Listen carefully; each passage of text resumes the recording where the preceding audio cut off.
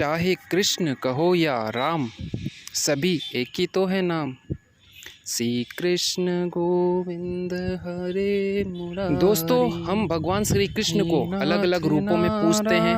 उन्हीं में से एक रूप श्रीनाथ जी का है और उनका एक पावन धाम नाथद्वारा जो कि राजस्थान में है। और यह बहुत ही गर्व की बात है कि आज हम श्री कृष्ण के धाम नाथद्वारा में हैं और यहाँ पर भगवान श्री कृष्ण के दर्शन करने वाले हैं। तो नमस्ते दोस्तों, एक बार फिर से आपका ये मेहुल भारत यात्री दोस्त आपके सामने एक नया अनुभव लेकर आया हूँ। तो दोस्तों, आज कह सकते हैं कि कृष्ण जन्माष्टमी है और हम पहुँचे हैं नाथद्वारा, जो कि वैष्णव और कह सकते हैं भगवान श्रीनाथ जी का एक प्रमुख धाम है। और इस कारण से ही हम आपके साथ में एक नया अनुभव शेयर कर रहे हैं। ये हमारी साइकिल है और हम इस पूरे साइकिल से पूरे भारत की यात्रा कर रहे हैं। और आज हम पहुँचे हैं नाथद्वारा और हमने दर्शन किए भगवान श्री कृष्ण के। और पीछे आप छवि भी देख सकते हैं, भगवान श्री कृष्ण की छवि है बंसी बजाते हुए।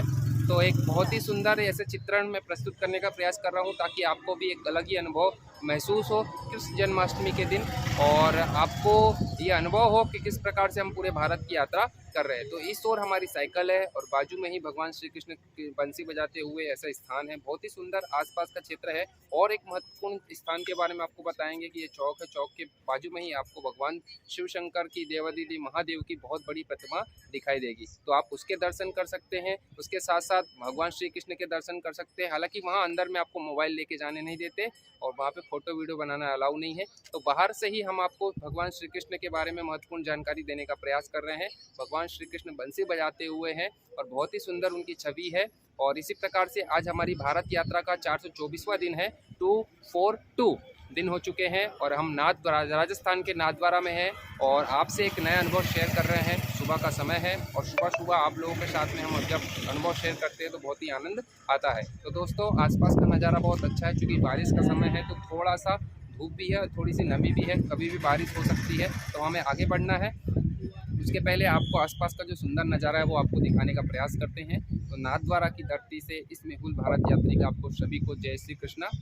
तो दोस्तों, ऐसा भी समय था जब पूरे भारत में त्राही त्राही थी, मुग़लों का शासन था और औरंगजेब ने पूरे भारत में मंदिरों को तोड़ना शुरू किया था। इसी कड़ी में वह मथुरा के पास गोकुल के भी मंदिर को तोड़ना चाहता था, जिसकी सुरक्षा के लिए वल्लभ गोस्वामी जी ने, उस समय मेवाड़ प्रांत ही ऐसा था जिसने मुग़लों की सत्ता स्वीकार नहीं की थी और उनसे युद्ध लड़ रहे थे, जिसके कारण वल्लभ गोस्वामी जी ने उदयपुर के महाराजा राज सिंह से मूर्ति की सुरक्षा के लिए आह्वान किया, जिसको सहर्ष स्वीकार करके राजमाता की प्रेरणा से राज सिंह जी ने अपने 1 लाख सैनिक मूर्ति की सुरक्षा में लगा दिए। इसी प्रकार से श्रीनाथ जी के प्रेरणा स्वरूप, श्रीनाथ जी के आदेश स्वरूप उनके कहे स्थान अनुसार उनकी मूर्ति की स्थापना की गई। आज उसी स्थान को नाथ द्वार अर्थात